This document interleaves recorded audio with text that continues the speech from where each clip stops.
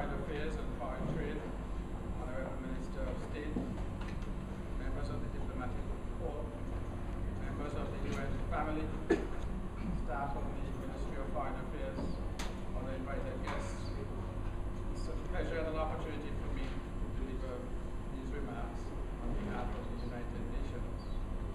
The celebration of 67th Annual United Nations Day on the 24th of October 2012 is particularly special, as this year Jamaica celebrates 50 years of independence and the country commemorates its 50th anniversary of membership in the United Nations. The United Nations and all its agencies working in Jamaica congratulate the government and proudly celebrate the 50th year of Jamaica's status as a member state of the United Nations. This remarkable milestone deserves special recognition, and we are grateful to the Ministry of Foreign Affairs for partnering with the United Nations in Jamaica to observe the UN Day and host a display that honors the UN's contribution to Jamaica's development. At the United Nations headquarters in New York, there was a symbolic raising of the Jamaican flag on 18 September. The exact date in 1962, when the young country was admitted to the world body a mere 6 weeks after becoming an independent nation. At that ceremony were representatives from the 14 countries that sponsored the UN Resolution 1750, which admitted Jamaica to membership of the United Nations.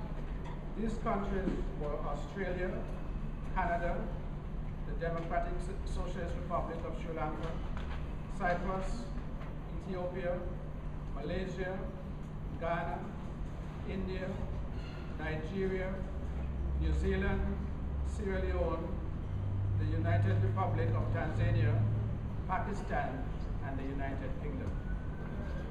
Since its membership, Jamaica and Jamaicans have played a noteworthy role in the United Nations system by assisting to focus international attention on the advancement of human rights, equitable human well-being, economic cooperation and gender issues, notably serving as the Secretary General for the World Conference of the United Nations Decade for Women, which was held in Copenhagen. It is noteworthy that Jamaica led in the designation of 1968 as the International Year for Human Rights to mark the 20th anniversary of the Universal Declaration of Human Rights and emphasize the promise of the UN Charter. Jamaica also persistently opposed apartheid and racism. It was the first country to declare a trade embargo against South Africa. Jamaica got the General Assembly to adopt the Convention Against Apartheid in Sports and also negotiated the path to Zimbabwe's independence. It is clear from Jamaica's National Development Plan, Vision 2030, that the wealth of the country has to be catalyzed through avenues such as private sector investments, enhanced competitiveness, and macroeconomic stability.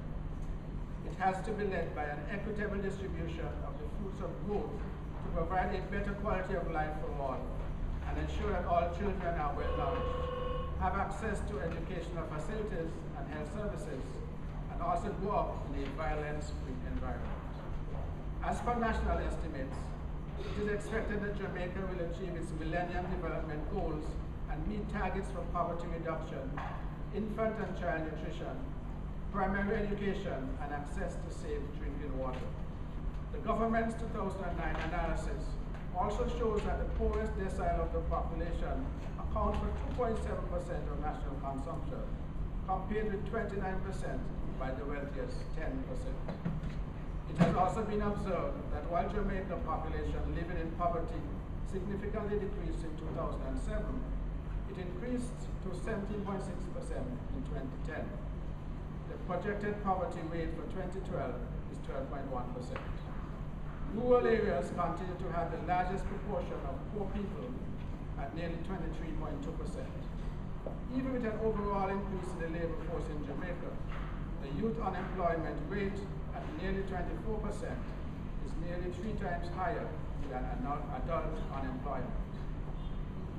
While universal access to reproductive health is on target, Jamaica is far behind in reducing the maternal mortality rate by 3/4 in 2015.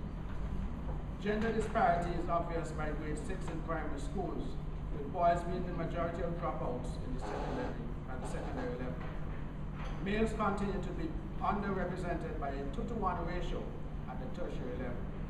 However, there is a low representation of women in parliament and in other areas of decision making. Generally, there is significantly higher rate of unemployment for women despite their educational gains.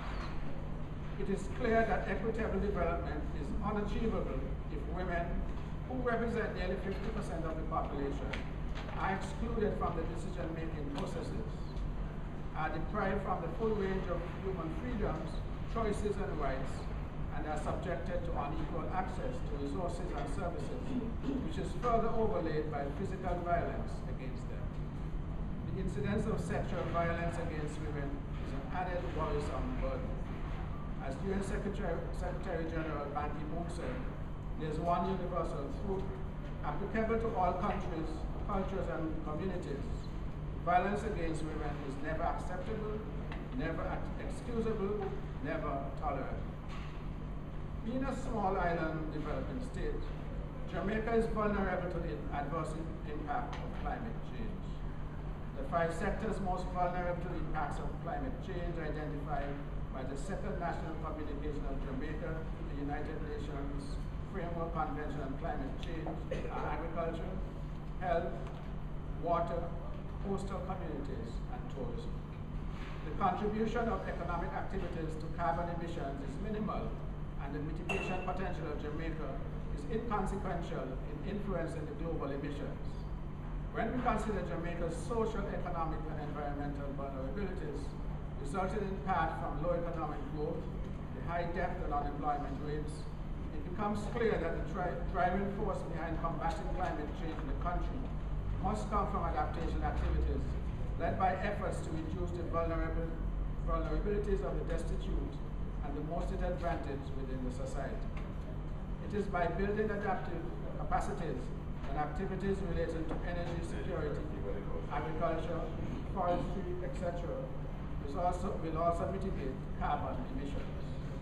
In fostering inclusive development, the government of Jamaica is to be commended on its leadership among the developing countries and the small island developing states for creating a ministry for climate change and its efforts to make the climate change department fully operational by the year end.